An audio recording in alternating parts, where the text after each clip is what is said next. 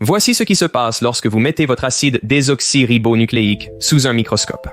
Vous pouvez en extraire de votre bouche, il suffit de gargariser de l'eau salée et de mélanger cela avec du savon et de l'alcool à friction. Vous obtiendrez une masse visqueuse en eau. C'est de l'acide désoxyribonucléique.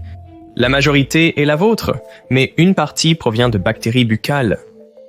Avec un grossissement 100 fois supérieur, vous verrez ces fils, qui sont de l'acide désoxyribonucléique enroulé, des protéines et des débris tous agglutinés ensemble. Mais les regarder est à peu près inutile.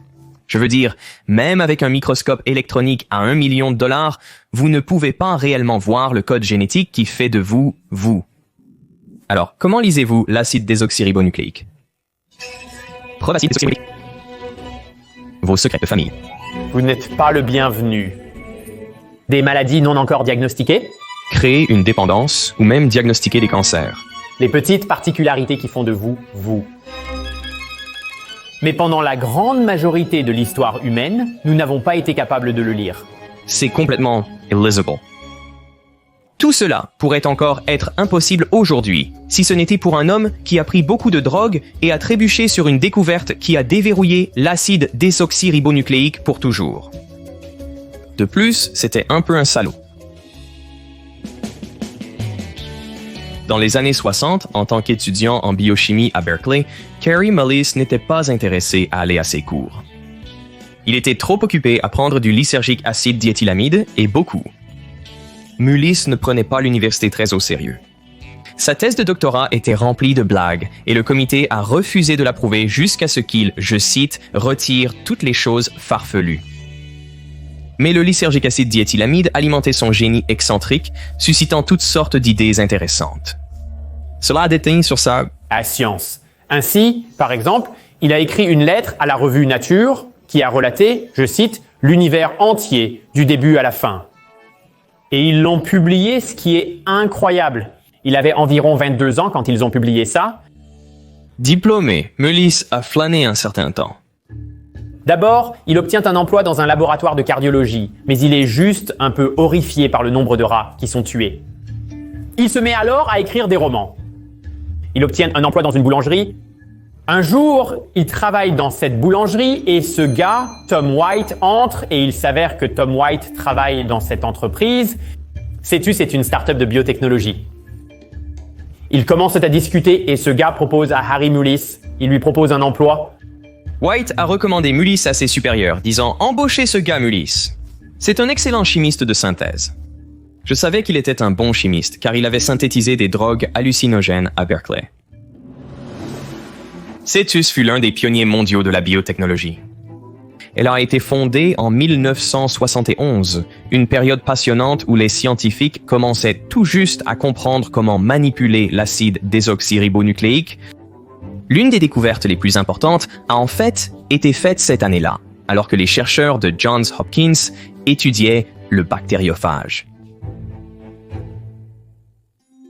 Le phage est un virus qui détourne les bactéries en injectant son acide désoxyribonucléique dans la cellule. La bactérie est alors forcée de créer des copies du phage jusqu'à ce qu'elle explose. Mais les chercheurs ont réalisé que certaines bactéries ont développé des défenses qui les rendent plus résistantes au virus.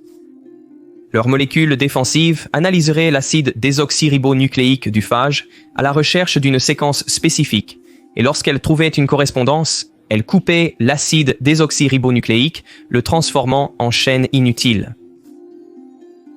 Les scientifiques ont appelé ces petites molécules de ciseaux des enzymes de restriction. Et différents types d'enzymes de restriction coupent l'acide désoxyribonucléique à différents endroits et ils fonctionnent aussi sur l'acide désoxyribonucléique humain.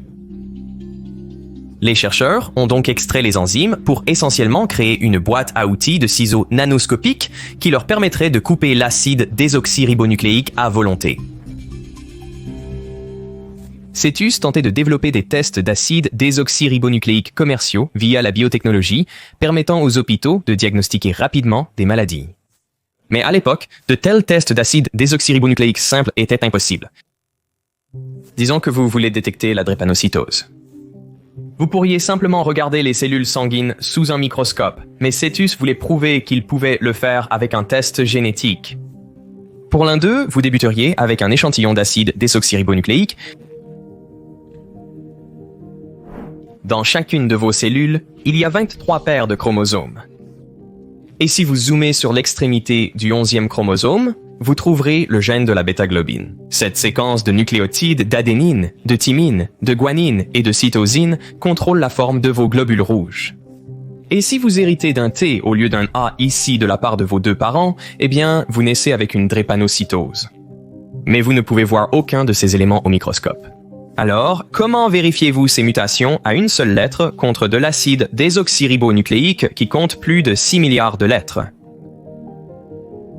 Mullis a dit que c'était l'équivalent de lire une plaque d'immatriculation sur l'autoroute 5 dans le noir depuis la Lune. Mais heureusement, une solution existait.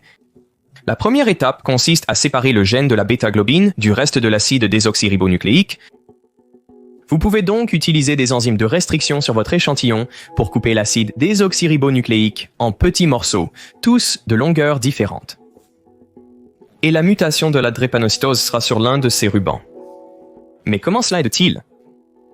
Eh bien, l'acide désoxyribonucléique est chargé négativement.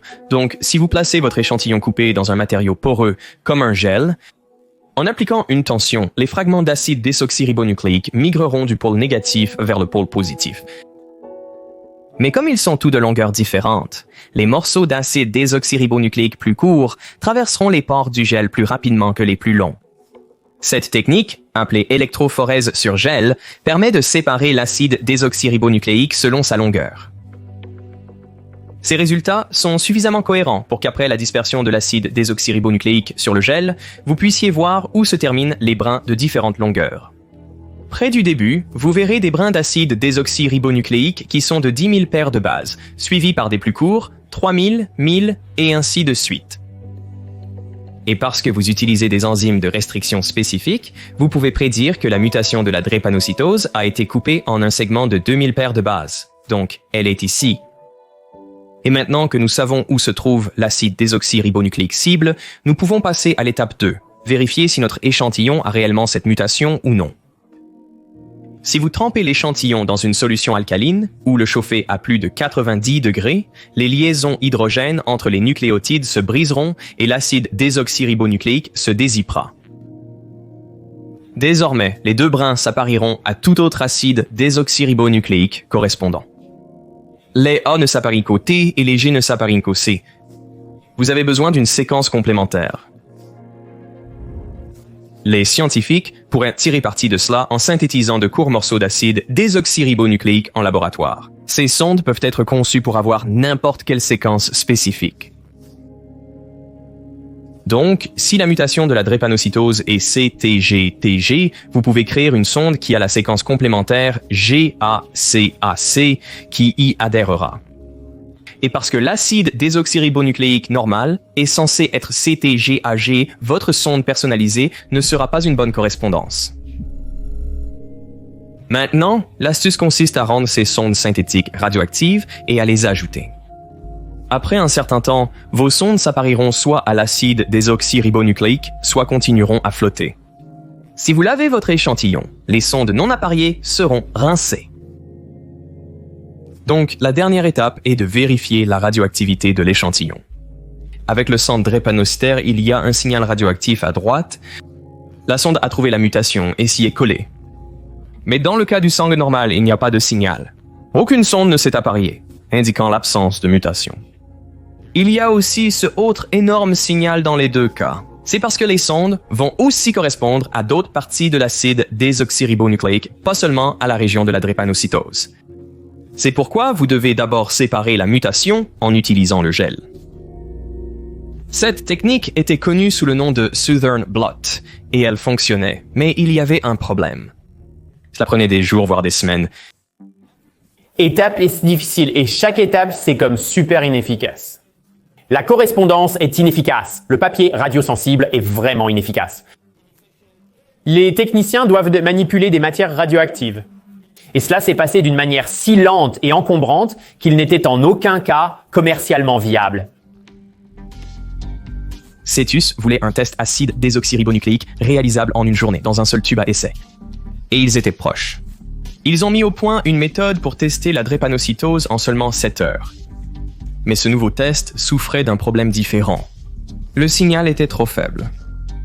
On pouvait à peine dire si l'échantillon avait la mutation de la drépanocytose ou non, car il ne donnait presque aucun résultat. Kary Mullis n'a pas travaillé sur ces tests, acide désoxyribonucléique de pointe. Son travail consistait à fabriquer ces courts fragments d'acide désoxyribonucléique radioactif qui seraient utilisés comme sonde.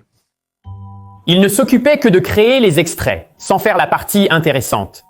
C'est son travail, et c'est un travail lent, répétitif, extrêmement ennuyeux. Alors, qu'il travaille là, peut-être en partie parce qu'il s'ennuie, il est tout simplement insupportable. C'est comme une personne vraiment agaçante. Il est en conflit avec tout le monde, réceptionniste, gardien de sécurité et collègues. Il était aussi un coureur de jupons. Il draguait donc constamment les gens, alors qu'il était également marié. Il a une fois menacé d'apporter une arme à feu au travail. Pas le genre de personne avec qui vous voudriez travailler. Mais un jour, ils ont apporté cette nouvelle machine sur le lieu de travail. Cette machine pouvait essentiellement synthétiser ces extraits toute seule. Elle fait essentiellement, vous savez, 1 mois de son travail en une journée. Mullis, il est comme, maintenant, j'ai à la fois du temps libre et j'ai beaucoup de ces petits extraits d'acide désoxyribonucléique avec lesquels je peux jouer et comprendre que puis-je faire avec eux. Et maintenant, il n'a vraiment pas beaucoup de travail à faire. De plus, ses collègues ne l'apprécient pas. Il commence donc essentiellement à passer ses week-ends dans le comté de Mendocino pour simplement se détendre. Alors qu'il conduisait jusqu'à sa cabane un vendredi soir au printemps de 1983, Mullis laissait son esprit vagabonder. Il pensait à ce nouveau test d'acide désoxyribonucléique et essayait de trouver un moyen de le corriger. Puis une pensée l'a frappé. Et si, au lieu d'inventer un télescope plus puissant pour lire une seule plaque d'immatriculation depuis la Lune, il créait simplement plus de cette même plaque d'immatriculation? Son esprit s'est emballé. Mullis pouvait voir des chaînes d'acide désoxyribonucléique flotter tout autour de lui. Des images bleues et roses de molécules électriques se sont interposées entre la montagne et mes yeux. Il n'était pas sous lysergique acide diéthylamide, mais son esprit avait alors appris comment y arriver. Il pouvait s'asseoir sur une molécule d'acide désoxyribonucléique en regardant les réactions se dérouler. Toute la séquence d'acide désoxyribonucléique entourant la mutation de la drépanocytose était connue. Et parce que Mullis connaissait un brin par complémentarité, il connaissait aussi l'autre, donc s'il chauffait l'acide désoxyribonucléique et séparait les brins, il pouvait concevoir de courts morceaux d'acide désoxyribonucléique qui se coupleraient à tous les brins n'importe où sur la séquence. Ce seraient ces amorces. Mullis pourrait ensuite utiliser l'acide désoxyribonucléique polymérase. C'est une protéine spéciale qui se fixe à des sites comme ceux-ci où les amorces sont appariées à l'acide désoxyribonucléique original. La polymérase saisit essentiellement les nucléotides flottants autour et prolonge l'amorce. Et l'amorce est construite comme une paire complémentaire parfaite à la brin d'acide désoxyribonucléique auquel elle est attachée. Cela crée une copie identique de la double hélice initiale. La polymérase existe dans chaque cellule de chaque être vivant. C'est responsable de la réplication de l'acide désoxyribonucléique lors de la division cellulaire. Mais elle ne construira jamais un amorçage que dans une seule direction. C'est comme une rue à sens unique. Chaque brin d'acide désoxyribonucléique débute par une molécule de phosphate. C'est l'extrémité 5'. Ce phosphate est attaché à une molécule de sucre appelée désoxyribose, qui contient l'un des 4 nucléotides. Le désoxyribose se lie aussi au phosphate suivant, répétant ainsi ce motif.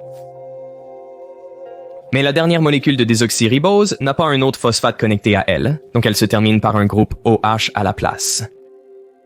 C'est l'extrémité 3', notre sortie de rue. L'extrémité 3' sur un brin d'acide désoxyribonucléique est toujours connectée à l'extrémité 5' sur l'autre. Le deuxième brin d'acide désoxyribonucléique pointe toujours dans l'autre sens. Et l'acide désoxyribonucléique polymérase a besoin d'un groupe OH pour attacher le prochain nucléotide, donc elle construit toujours sur l'extrémité 3'. Mais ce n'était pas une limitation, c'était un avantage, et Mullis savait exactement comment l'utiliser. Il pouvait créer deux amorces qui se lieraient à l'acide désoxyribonucléique avant la mutation de la drépanocytose, chacune sur un brin différent, se pointant l'une vers l'autre. S'il ajoutait de la polymérase avec quelques nucléotides de rechange, il devrait étendre les deux amorces vers et au-dessus de la mutation de la drépanocytose. Cela créerait deux segments d'acide désoxyribonucléique distincts, tous deux avec la mutation. Quelques kilomètres plus loin, il a eu une autre révélation. Il pourrait simplement refaire ces trois étapes. Dézipper l'acide désoxyribonucléique, apparier les amorces et utiliser la polymérase pour les étendre. Il avait désormais 4 séquences d'acide désoxyribonucléique mutées. Et il pourrait en faire 8, puis 32, 64, et il a réalisé que s'il répétait cette réaction en chaîne 30 fois, il aurait plus d'1 milliard de copies de ce segment d'acide désoxyribonucléique spécifique, toutes avec la mutation de la drépanocytose. Il pourrait recouvrir toute la Terre de copies identiques de la plaque d'immatriculation. S'il concevait différentes amorces, il pourrait modifier la longueur de la section d'acide désoxyribonucléique répliquée. Cela ne fonctionnait pas seulement pour la mutation de la drépanocytose. Tant que vous connaissiez la séquence de n'importe quelle partie de l'acide désoxyribonucléique humain, végétal, bactérien, vous pourriez faire des copies de ce segment exact. Et les copies se multiplieraient exponentiellement comme une réaction en chaîne nucléaire. Mullis avait inventé un photocopieur d'acide désoxyribonucléique. Il l'a nommé la réaction en chaîne de la polymérase, ou RCP en abrégé. Immédiatement, il a arrêté la voiture et a griffonné son idée au dos d'un reçu d'essence. La RCP a occupé ses pensées pour le reste du week-end. Il m'était difficile de dormir avec des bombes d'acide désoxyribonucléique explosant dans mon cerveau. Et si je n'avais jamais pris de lysergique acide diéthylamide, ai-je inventé la réaction en chaîne de la polymérase? Je ne sais pas, j'en doute. J'en doute sérieusement. Lundi matin, vous entrez dans le bureau de Cetus Corporation pour présenter votre idée. Il est comme essentiellement, regarde, et j'ai trouvé une machine à Xerox d'acide désoxyribonucléique. Comme je peux, nous travaillons si dur pour lire cette chose minuscule. Et si nous faisions 1 milliard de copies de cela, ce serait tellement plus facile. Mullis a présenté son idée lors d'un séminaire à l'échelle de l'entreprise, mais les gens ont commencé à partir avant qu'il n'ait terminé. Beaucoup d'entre eux sont sceptiques. Ils l'ont déjà entendu proposer des idées farfelues auparavant. De plus, ils pensaient que c'était extrêmement facile. Cela devait l'avoir été essayé auparavant, et cela ne peut tout simplement pas fonctionner. Comme, il doit y avoir une raison pour laquelle ce n'est pas la façon dont nous faisons cela, mais Mullis n'a pas été découragé, il a commencé sa première expérience en septembre 1983, essayant de répliquer un fragment d'acide désoxyribonucléique humain de 400 paires de bases. Après, malgré des mois d'efforts, il n'est pas parvenu à réussir la réaction en chaîne de la polymérase. L'acide désoxyribonucléique humain était beaucoup trop complexe. Alors, il a jeté son dévolu sur un plus petit fragment d'acide désoxyribonucléique bactérien, seulement 25 paires de bases. Pendant des mois, il séparait les brins, attachait les amorces, ajoutait la polymérase, espérant amplifier cette petite section d'acide désoxyribonucléique bactérien. À l'été de 1984, Mullis pensait l'avoir, une preuve indiscutable que la réaction en chaîne de la polymérase fonctionnait. Mais les autres chez Cetus n'étaient pas convaincus. Son travail était bâclé. Il n'avait aucun contrôle et ne répétait pas ses expériences. Selon Tom White et Norman Arnheim de Cetus, seul, Curry pensait que ces données prouvaient ce qu'il avançait. Des scientifiques indépendants analysant les données actuelles parviendraient aux mêmes conclusions. Mullis a pris ses commentaires personnellement. Il se disputait constamment avec ses collègues à propos de ses résultats et a même commencé une bagarre à un moment donné. Il perdait vite en crédibilité et tous voulaient son départ. Mais White a soutenu que la réaction en chaîne de la polymérase avait du potentiel, alors Mullis s'est vu accorder une période probatoire d'1 an pour prouver que la réaction en chaîne de la polymérase pouvait fonctionner. Mais il ne le ferait pas seul. White, Arnheim et Henry Ehrlich ont assigné d'autres techniciens pour développer la réaction en chaîne de la polymérase avec Mullis. Et à partir de là, ce groupe de scientifiques a travaillé en heures supplémentaires pour faire de la réaction en chaîne de la polymérase une réalité. Et au printemps 1985, après des mois d'essais et d'erreurs laborieux, le groupe a finalement réussi à le faire. Ils avaient une preuve définitive que la réaction en chaîne de la polymérase était possible. Leur nouvelle méthode de diagnostic de la drépanocytose était très efficace et pouvait être réalisée en moins de 10 heures. Mais la réaction en chaîne de la polymérase n'était encore qu'un concept avec un énorme problème. Pour chaque cycle, il fallait augmenter la température à 95 degrés Celsius pour dézipper l'acide désoxyribonucléique, puis la baisser à environ 30 degrés Celsius pour permettre aux amorces de s'apparier et à la polymérase de les prolonger, puis vous répétiez ce cycle en chauffant à nouveau jusqu'à 95 degrés Celsius. Le problème était que la polymérase était détruite lorsqu'elle était chauffée. Elle a été extraite de la bactérie E. coli et E. coli ne peut survivre qu'à une température d'environ 50 degrés Celsius. Donc, vous devriez rester là et ajouter manuellement plus de polymérase à chaque fois que vous cyclez la température, et cela était coûteux et prenait beaucoup de temps.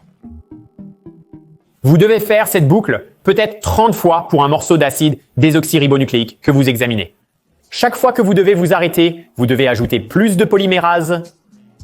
Cela gênait simplement la vision et l'efficacité. C'était comme, oui, cela ajoutait plus de temps, cela ajoutait plus de difficultés au processus. Mais il s'avère, une solution mijotait en arrière-plan depuis plus de 20 ans. En 1964, un microbiologiste nommé Tom Brock visitait le parc national de Yellowstone. Il n'y avait jamais été auparavant, mais quand il est arrivé aux sources d'eau bouillante, les teintes vives de l'eau jaune et orange ont immédiatement attiré son attention. Ces couleurs sont-elles dues à des bactéries? Personne ne pensait que quelque chose pourrait vivre à plus de 60 degrés Celsius. Le microbiologiste Thomas Brock était catégorique. Non. Je crois que non seulement la vie est possible à cette température, mais aussi au-delà de 100 degrés Celsius. Je pense que des choses peuvent vivre dans de l'eau bouillante. Brock a installé un laboratoire à côté de l'une des sources et a demandé à son étudiant de premier cycle, Hudson Fries, de l'accompagner. Je veux dire, je n'étais même pas vieux. Assez pour boire. Et donc, nous allions à la source pour collecter les échantillons là-bas et ensuite les ramener au laboratoire pour l'analyse. Donc, tous les jours, pendant environ 3 ou 4 jours, j'entrerai et je prendrai ce tube, un tube à essai d'apparence standard, et je ferai comme ça, et je le tapoterai juste pour voir s'il y avait quelque chose qui poussait là-dedans. Je n'ai rien vu. Tu sais que ça ne va jamais marcher. 3e jour, rien. 4e jour, regarde ça. Il y a un petit quelque chose au fond. Alors j'ai pris le tube et je l'ai secoué, et cette fois il y avait ça, cette chose qui bougeait comme ça. Et je me suis dit que c'était intéressant. Alors j'ai sorti une petite pipette, pris une petite goutte, l'ai mise sous un microscope.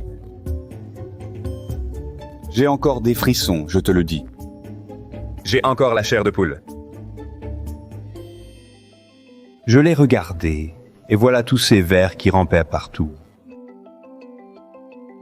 Je me suis dit, mon Dieu, je suis la première personne au monde à voir ça. Il y avait un étudiant en doctorat dans le laboratoire.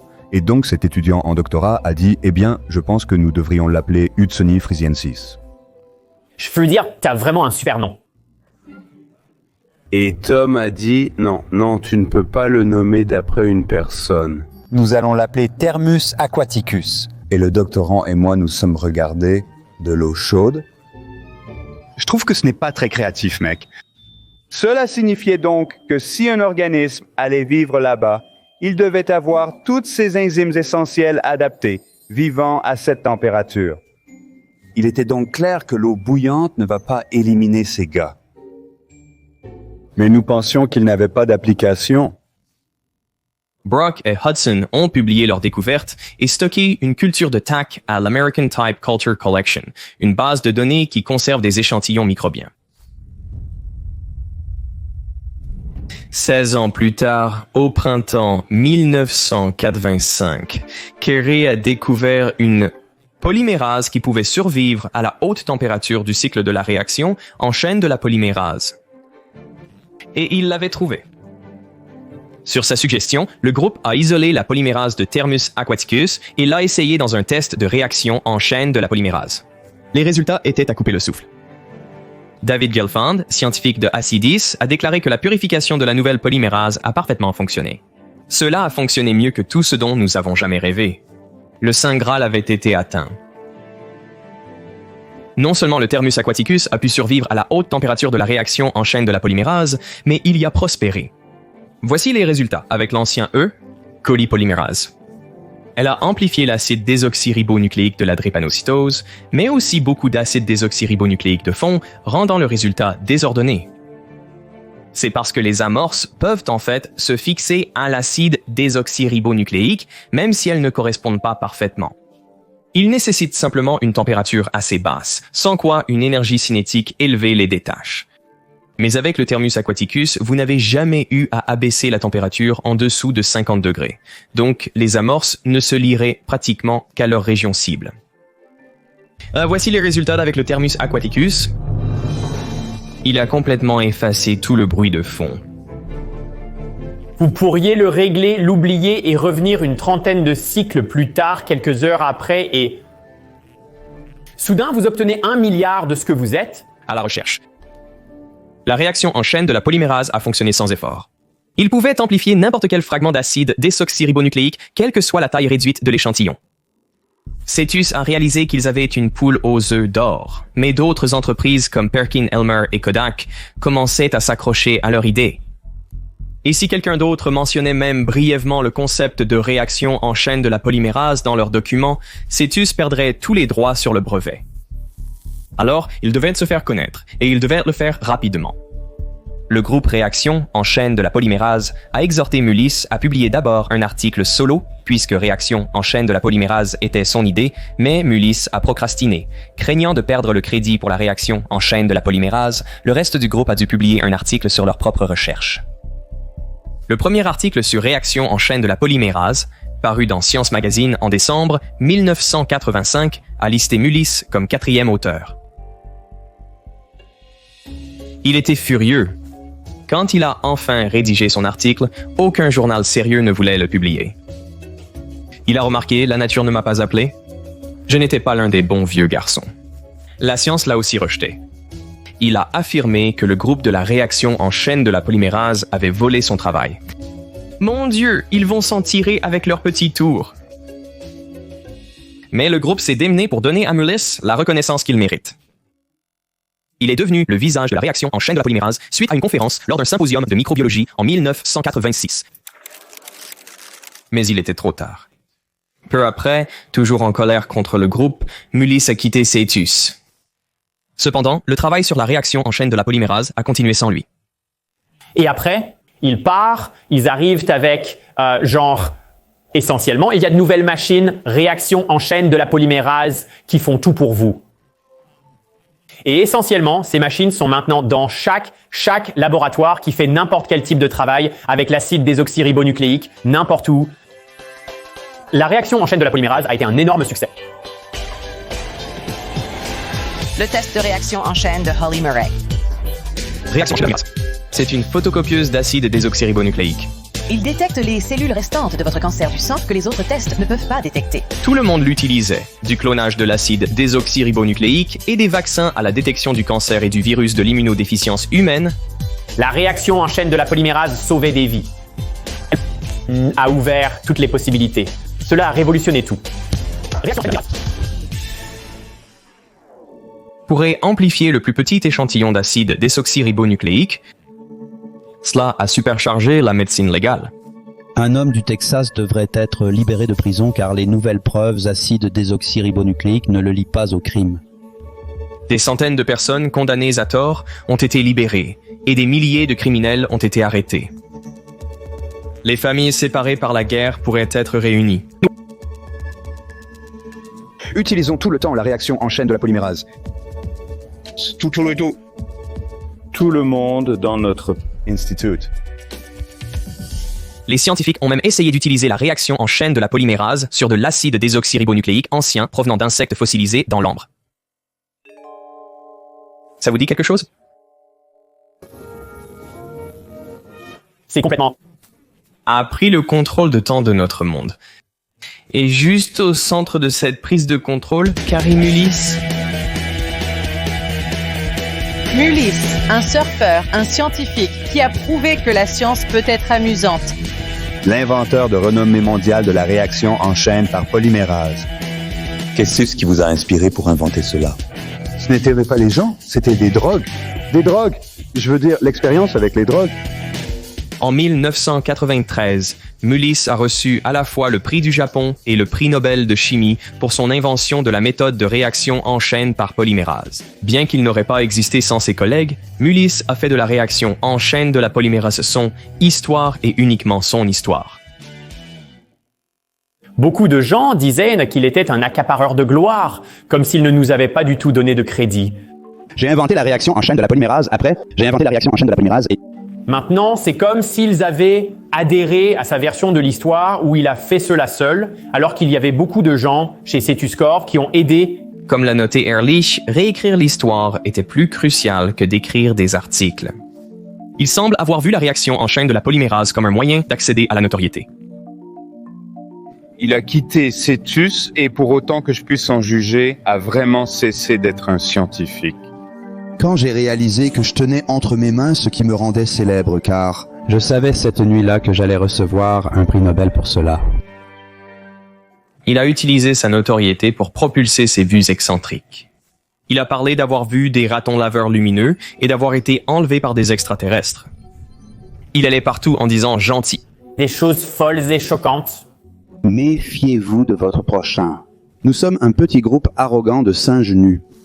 Il a écrit ce livre intitulé « Danser nu dans le champ de l'esprit », dont le résumé sur le livre est incroyable. C'est du Washington Post, et c'est comme le type le plus étrange à avoir jamais remporté le prix Nobel de chimie.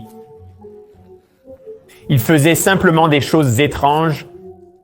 M'as-tu vu manger ces feuilles? Est-ce qu'il y a une drogue?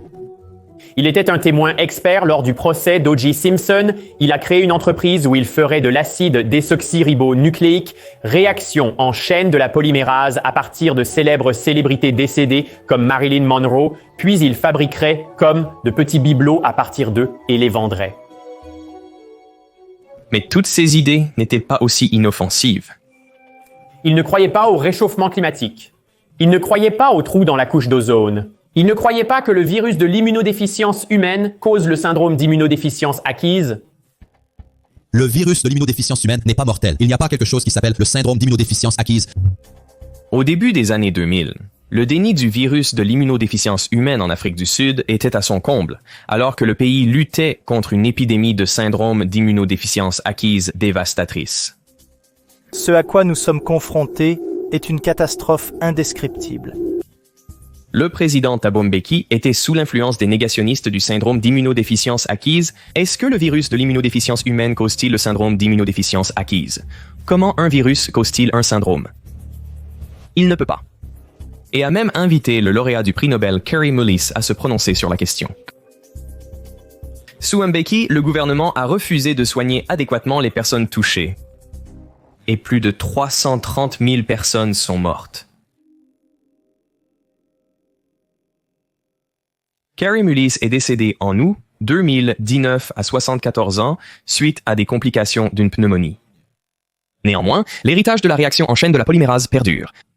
Juste un an plus tard, la méthode a peut-être atteint son utilisation la plus significative à ce jour, les tests réaction en chaîne de la polymérase coronavirus aidant à protéger des milliards de personnes tout au long de la pandémie. Un bon conteur, mais on a aussi l'impression qu'il est un bon conteur, mais on a aussi l'impression qu'il est un type très louche. Ce n'est pas le genre de personne avec qui vous voudriez être. Il avait une sorte de genre un esprit pétillant. Ce n'était pas forcé, c'était genre un jeu imaginatif. Il était comme j'essaie genre un jeu imaginatif. Il était comme j'ai ces extraits et que pourrais-je en faire? Et pour moi, il a inventé la solution et ensuite comme un énorme champ de problèmes a émergé pour s'adapter. Mais l'histoire de Mullis nous enseigne peut-être surtout une leçon sur l'automatisation. Je veux dire, il a découvert la réaction en chaîne de la polymérase, en partie parce que son travail quotidien a été repris par une machine. Et c'est un point assez important, car nous sommes peut-être tous confrontés à un avenir où les machines prennent notre travail, surtout maintenant avec l'essor de l'intelligence artificielle et des modèles génératifs. Et c'est assez effrayant, mais cela pourrait aussi nous forcer à trouver des idées plus grandes et plus créatives, tout comme cela a été le cas pour Kary Mullis. L'automatisation pourrait ouvrir nos esprits à des percées et des découvertes qui pourraient changer le monde.